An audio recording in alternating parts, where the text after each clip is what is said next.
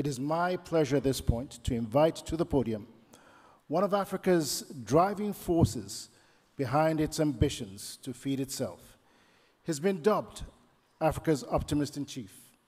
He's the 2017 World Food Prize laureate and the president of the African Development Bank. Please welcome Dr. Akinwumi Adesina to the podium.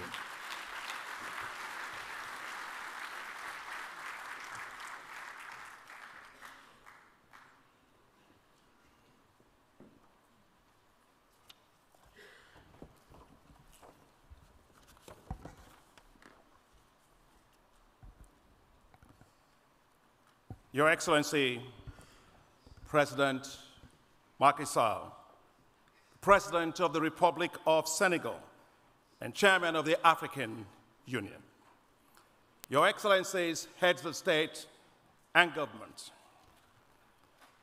His Excellency Moussa Faki, my dear brother, Chairperson of the African Union Commission, Honorable Ministers, Heads of diplomatic institutions and of agencies, CEOs and leaders of private sector organizations, heads of multilateral development finance institutions that are here today, the Dean and the Board of Directors of the African Development Bank. They give us support for everything we do, and the very special welcome to the farmers of Africa, because they are the ones that feed us. Distinguished ladies and gentlemen, good morning and welcome. Thank you very much, Your Excellency President Macky Sall, President of the Republic of Senegal, and Chairman of the African Union, for hosting us for this summit. Thank you, Mr. President, for your remarkable and outstanding leadership in Africa and globally, representing Africa, carrying our voice, and articulating always so poignantly the needs, the views, the perspectives, and the decisions of Africa. You represent Africa so strongly and so well. Please join me in applauding His Excellency President Macky Sall for his outstanding leadership for Africa.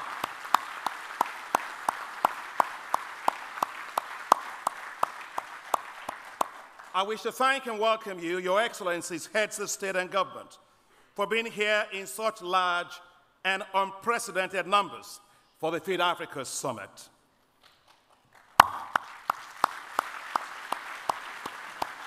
The presence of 34 heads of state and government shows the priority that you, our leaders, place on feeding your countries and indeed Africa. Thank you.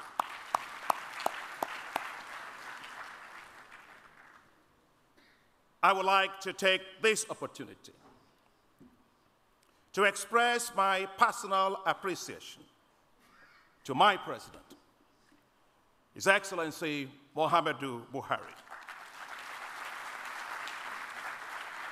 the President of the Federal Republic of Nigeria, for his great support for me as president, from supporting my nomination to be the president of the bank in 2015, and for strongly backing me for re-election in 2020. And that's the reason why I'm doing this. This will be the only opportunity that I will have before each term ends in May of this year to publicly say to you, Mr. President, I am deeply grateful and highly appreciative. Thank you very much, sir, and I know I am not a military man, but I am allowed to salute you, sir.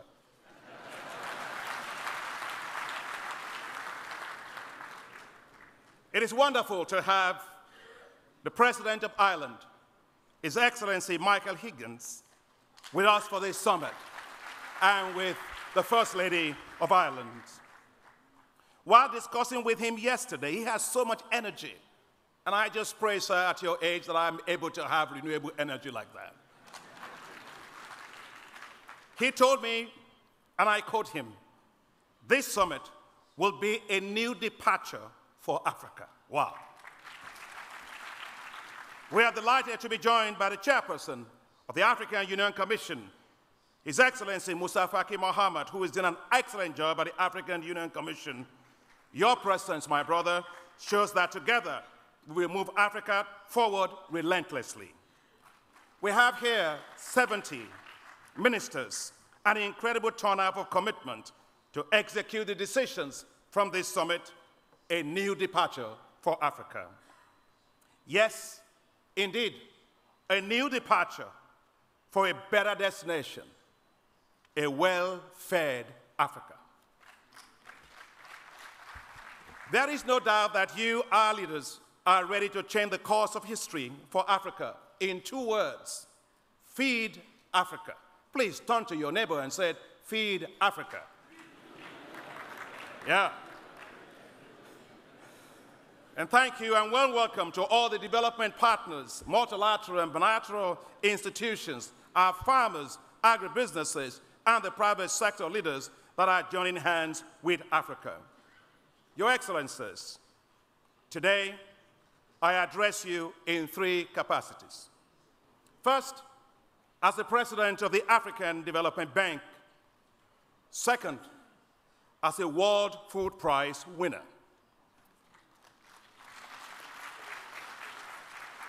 And third, as a former African Minister of Agriculture, in charge of feeding 200 million people in Nigeria. My heart and my determination are that Africa feeds itself.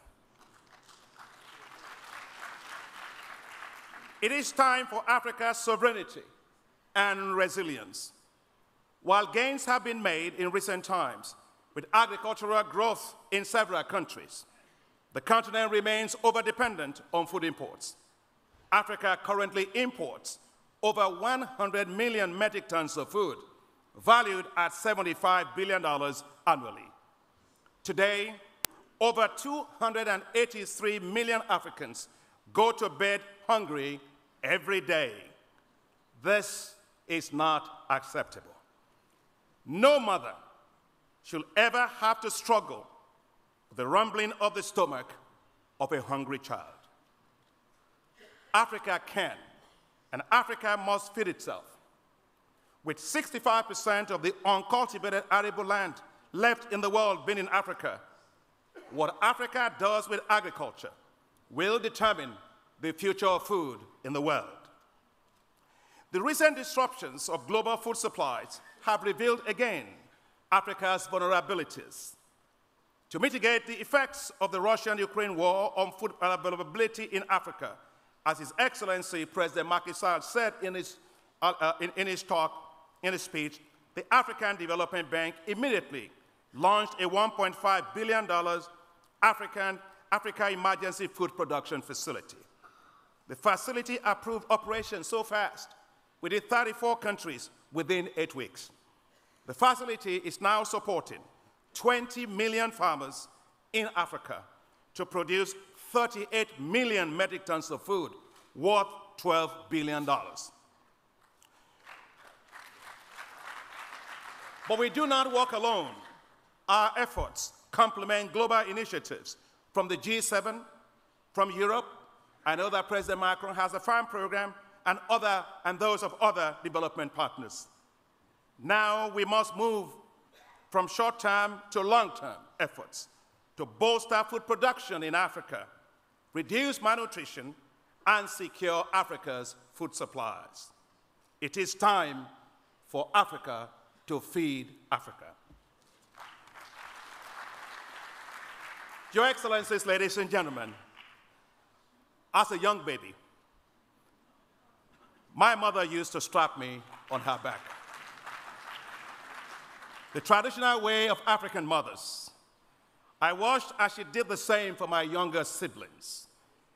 That she always did so paying particular attention to make sure that the head of the baby was well supported.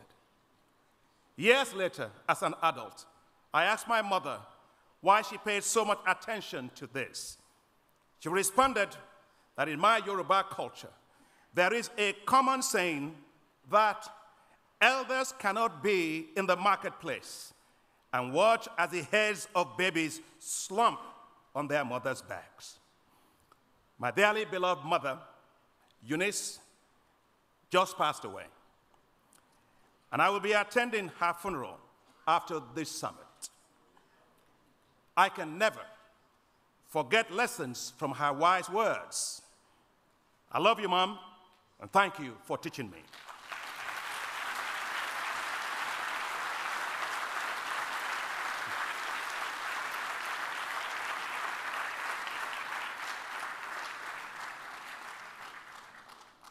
Our nations are our mothers, for they carry us and support us to develop and advance in the world. We are born and carried on the back of Mother Africa. But because we are not able to feed ourselves, the heads of the babies are slumping on the back of Mother Africa. The elders cannot watch this in the open marketplace of the world. Your Excellencies and their elders of Africa, please help Africa to feed itself.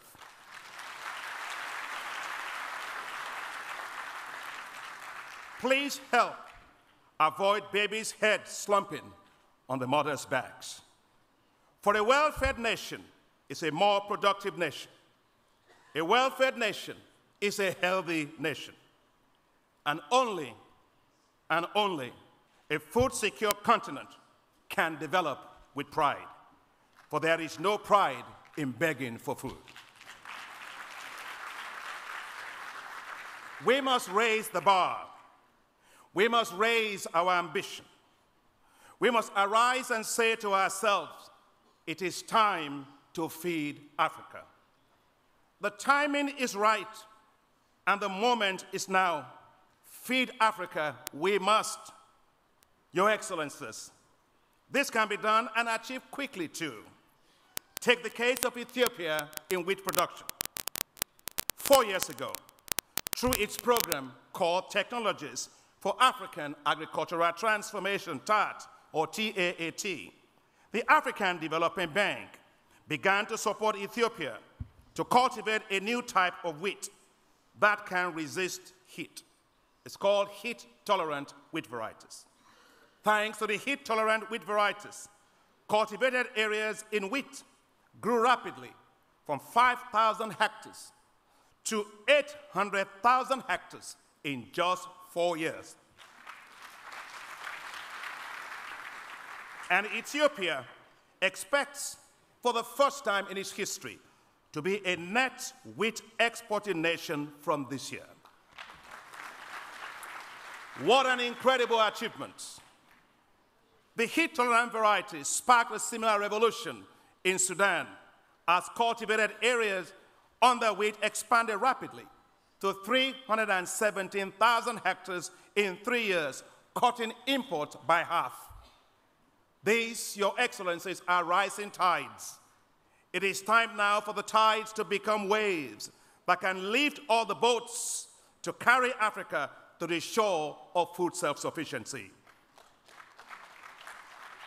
Technology alone is not enough. We also need infrastructure, roads, energy, storage, irrigation, markets, food processing, and value addition, and supportive policies and financing.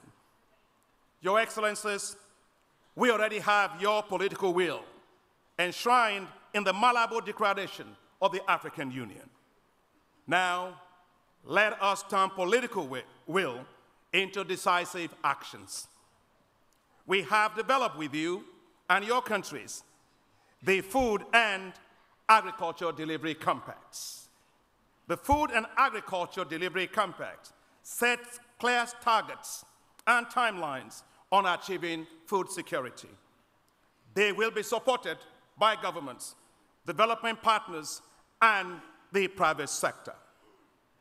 And I must say, if one is in a home and you're a father or a mother and you have no food, and your neighbor has food, you can't always tell your kids, when it's time for lunch or dinner, let's always go and eat at the neighbor's house. It is time for greater political accountability for making sure that Africa can feed itself. Your Excellencies, heads of state and government, you, our leaders, will be fully in charge of getting us there. Your Excellencies, you will individually, today and tomorrow, chair the presidential boardrooms for the Food and Agriculture Delivery Compacts. Your vision and political leadership are the keys for success. We must be ambitiously pragmatic. We have no choice, as time is not on our side. The population of Africa will rise to 2 billion by 2050, and they must be fed. We must take decisive actions now to secure their food supplies. Achieving this will require more productive, efficient, competitive, dynamic, and environmentally sustainable food systems. We must strongly support farmers. We cannot abandon African farmers, especially smallholder farmers, majority of whom are women, and get more young people into agriculture. And we must make agriculture as a business, not a development activity, and boost support for the private sector. In fact, when I was Minister of Agriculture, I used to wear my bow ties like this, and somebody asked me, well, you don't look like a Minister of Agriculture. I said, how do they look like? He said, well, you know, they don't look like that. I said, that's because I wanted to know that the coolest job in the world is to be a Minister of Agriculture, because nobody drinks oil, nobody smokes gas, everybody eats food. We must make agriculture and agribusiness very attractive to the youth. We must support women-owned and women-led agribusinesses. Your Excellencies, the size of the food and agriculture market in Africa will rise to $1 trillion by 2030. To unleash this wealth for Africa, we must invest in special agro-industrial processing zones to support food processing and value addition at scale. Agriculture must become Africa's new oil.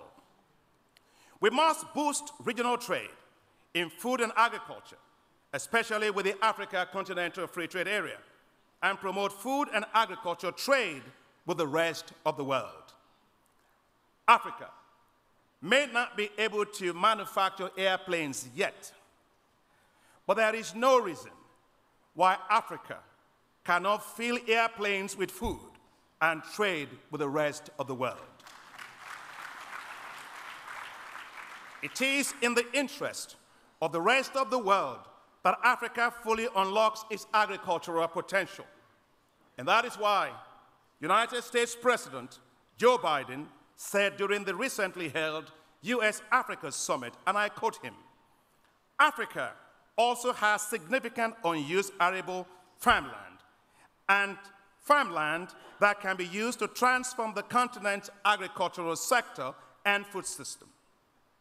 Then he continued, "In short, Africa has the potential to feed its people and also help feed the world." Yes, indeed, Your Excellencies, Africa can and Africa should help to feed the world. The low bar is for Africa to feed itself. The high bar is for Africa to feed the world.